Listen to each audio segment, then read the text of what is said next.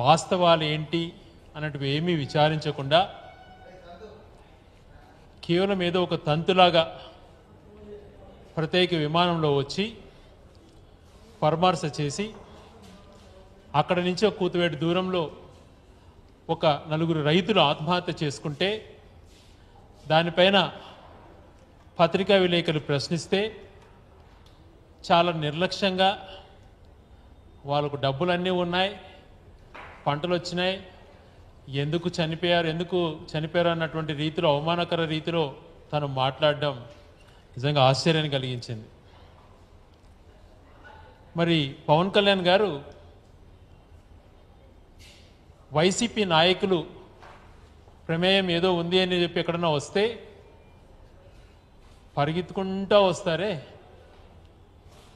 మరి తాను పార్టీ పెట్టింది, ప్రజలచే ఓట్లు వేయించుకునింది కేవలం వైసీపీని ప్రశ్నించేదే నా తత్వము అన్నటువంటిది తను కొనసాగించుకుంటున్నాడు. అలాగైతే తనను జనసేన పార్టీ అన్నటువంటిది మార్చుకొని నేను కేవలం కరెక్ట్ అయినా కూడా తప్పైనా కూడా కేవలం వైసీపీని మాత్రమే ప్రశ్నిస్తాను, అది అధికారంలో ఉన్నా ప్రతిపక్షంలో ఉన్నా అన్నటువంటిది ఉంది కాబట్టి ఆ పార్టీని కేవలం వైసీపీని విమర్శించేటువంటి పార్టీ అని పేరు మార్చుకుంటే మంచిదేమో అని అనిపిస్తూ ఉంది.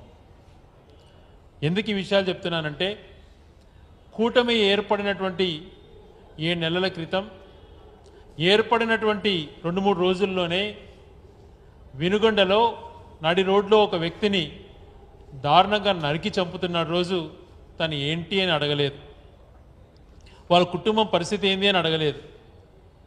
9 సంవత్సరాల మైనర్ బాలిక బీసీ మైనర్ బాలిక నందికొట్కూరులో దారుణాది దారుణంగా రేపుకు గురై చంపేస్తే 7 నెలలు గడుస్తున్నా ఇంతవరకు ఏమైంది అని చెప్పి ఆ కుటుంబాన్ని పరామర్శించడానికి ప్రయత్నం చేయలేదు, దాని విషయాలు కూడా బయటికి చెప్పట్లేదు. మరి ఎన్నికల ముందున సుగాలి ప్రీతి విషయం పెద్ద సెంటిమెంటల్గా మాట్లాడారు, మరి ఈరోజు దాని గురించి ఏమైందో చెప్పలేకున్నారు. మరి అదే రకంగా ఈరోజు ఎక్కడైతే పరామర్శకు వచ్చాడో రిమ్స్ హాస్పిటల్ కడపకు, అక్కడే ఒక బాలిక దారుణంగా బద్వేల్లో కిరోసిన్ పోసి చంపారు, పెట్రోల్ కిరోసిన్ పోసి. ఆ పాప అక్కడే కన్ను మూసింది రిమ్స్లో. ఆ కుటుంబ పరిస్థితి ఏంది అని చెప్పి ఆలోచన చేయలేదు. మరి కాకినాడలో స్వయాన నేను ఎప్పుడు పవన్ కళ్యాణ్ గారు ఒక మాట అంటుంటారు, ఈరోజు కూడా పదే పదే మాట్లాడారు, నేను కులాలు చూడను మతాలు చూడను అంటూ మళ్ళీ అక్కడికి సంబంధించినటువంటి ఎండిఓ గారు ఎస్సీ మాలా సామాజిక వర్గము అని చెప్పారు. చెప్పడం తప్పనట్లేదు, ఎవరిపైన దాడి జరిగినా ముఖ్యంగా దళితులపైన ఏదైనా జరిగినప్పుడు ఖచ్చితంగా అందరం కూడా రెస్పాండ్ కావాలి. మరి ఇదే వ్యక్తి కాకినాడలో తన జనసేన పార్టీకి సంబంధించినటువంటి శాసనసభ్యులు నానాజీ గారు ఒక దళిత ప్రొఫెసర్ డాక్టర్ గారిని అసభ్యమైనటువంటి పదజాలంతో దూషిస్తూ దాడి చేసినప్పుడు ఎందుకు ఇలా చేసావని చెప్పి ఆ శాసనసభని కనీసం ప్రశ్న అడగకపోతివి, ఆ దళిత ప్రొఫెసర్ గురించి ఎంక్వైరీ చేయకపోతివి. నీ నిజయవర్గం పిఠాపురంలో 16 సంవత్సరాల ఒక బాలికను దారుణంగా రేప్ చేస్తే దాని గురించి మాట్లాడకపోతివి. యలమంచిలిలో విలేకరులను మీ శాసనసభ్యుడు కిడ్నాప్ చేసి వేధిస్తే దాని గురించి ఏంటి అని అడగకపోతివి. మరి ఇవన్నీ చూసుకున్నప్పుడు ఏమనిపిస్తుంది, మీరు ఒకటే లైన్, తెలుగుదేశానికి మేలు చేసేటువంటి లైన్ ఒకటే నాది అన్నటువంటిది మీరు ఒక భావన ఏర్పరచుకున్నట్లున్నారు. లక్షలాది మంది నిన్న రోడ్డుపైకి వచ్చి కరెంటు ఛార్జీలు తగ్గించాలా అని చెప్పి ధర్నా చేస్తే ఎన్నికల ముందు నీ సమీక్షంలోనే చంద్రబాబు నాయుడు గారు పవర్ ఛార్జెస్ పెంచము తగ్గిస్తాము అని చెప్పారు. మరి దాని గురించి ఇంతవరకు ప్రశ్న అడగలేదు. 6 గ్యారంటీలు ఏమైనా అన్నటువంటి మాట నోట్లో నుంచి రాదు. ఉద్యోగస్తులు పాపం వాళ్ళకు సంబంధించి 7 నెలలు గడుస్తున్న డిఏల గురించి కానీ, వాళ్ళకు సంబంధించి మాట ఇచ్చినటువంటి సిపిఎస్ గురించి కానీ, అలాగే ఇంట్రీమ్ రిలీఫ్ కనీసం ఏదైనా ₹1 కూడా వాళ్ళకు మేలు జరిగేటువంటి కార్యక్రమం కనీసం చర్చ కూడా జరగలేదు. రైతుల విషయంలో అలాగే ఉంది. విద్యార్థులు అయితే దారుణాతి దారుణంగా ఒక్క గవర్నమెంట్ పోస్ట్ కానీ ఏది కేవలం తీసేయటం వరకు పరిమితమైనారు, కానీ రిక్రూట్మెంట్ అంటుండేది ఎక్కడా జరగట్లేదు. కొద్ది రోజులు తిరుపతి లడ్డు విషయం పట్టుకున్నారు, దాని గురించి అక్కడ తప్పు అని తేలిన తర్వాత దాని గురించి నోరు మెదపట్లేదు. సనాతన ధర్మం గురించి మాట్లాడారు 2 రోజులు, అదేమైందో మరి తెలియదు. మరి ఇలాంటి అన్ని సంఘటనలు అన్నీ ఉంటే దాని గురించి ఆలోచన చేయకుండా వచ్చావు. మరి మాట్లాడే పద్ధతిలో ఆడ వాస్తవాలు ఏం జరిగినా తెలుసుకోవాలి కదా. నిన్న గాల్వీడు అన్నటువంటి ఒక మండల హెడ్ క్వార్టర్స్లో మాజీ ఎంపీపీ సుదర్శన్ రెడ్డి గారు అక్కడ జరిగినటువంటి సంఘటనలు చెప్పడానికి ప్రయత్నం చేస్తే అక్కడ ఏ రకంగా జరిగింది కూడా వివరణ ఇచ్చారు. అక్కడ ప్రత్యేక సాక్షుల ద్వారా కూడా తెలుసుకోవటం జరిగింది. ఒక ఎక్స్ఎంపీపీ తన ఛాంబర్కు తన తల్లి ఎంపీపీగా ఉన్నారు.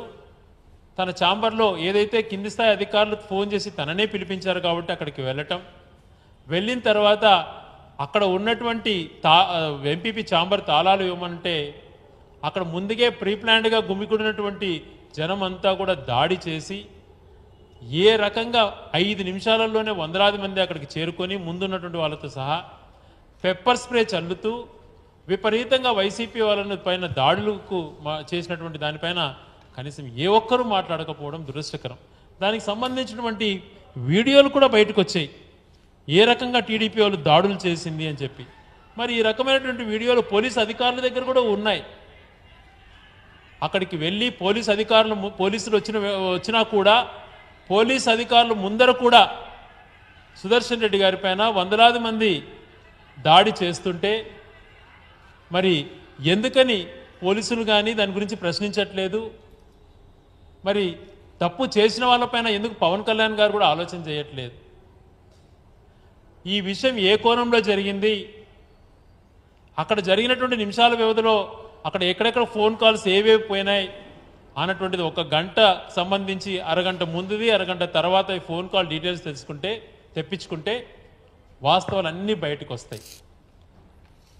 వైఎస్ఆర్సీపీ ఎప్పుడూ హింసను ప్రేరేపించదు, ఎవరిపైన దాడి పాల్పడ్డా ఒప్పుకోదు.